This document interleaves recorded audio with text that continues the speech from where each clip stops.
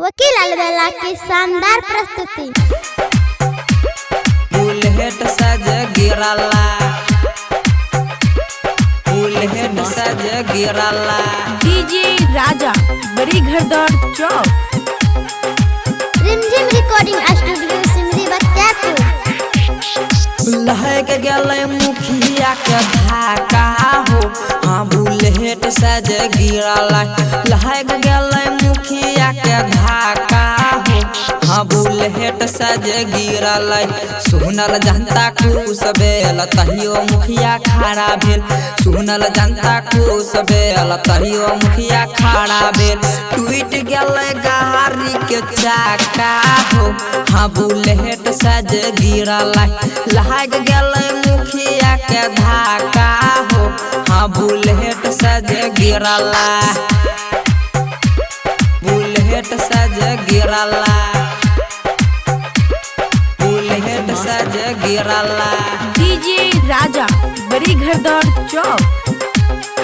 रिमझिम recording studio Simri Bakhtiyarpur.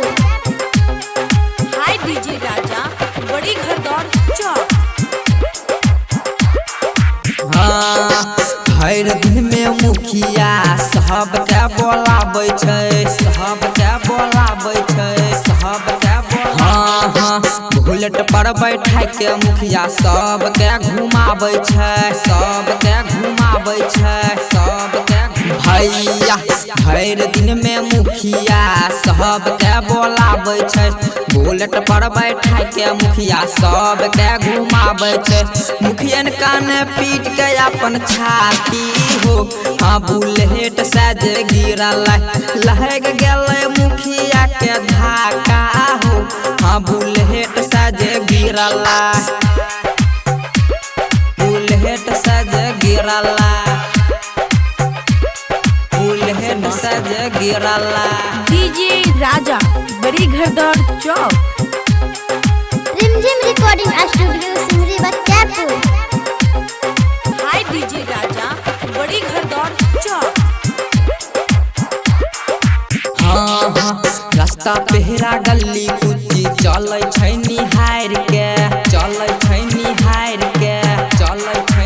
हाँ हाँ writer अमर वकील दहिया चलै छै झाड़ के, चलै छै झाड़ के, चलै छै। भैया रास्ता पेहरा गली कुची चलै छै निहार के। राइटर अमर वकील दहिया चलै छै झाड़ के। प्रेमी राजा गोपाल मांगे माफी हो, हाँ बुलेट सज गिरला। मुखियन काने पीट के अपन छाती हो, हाँ बुलेट सज गिरला।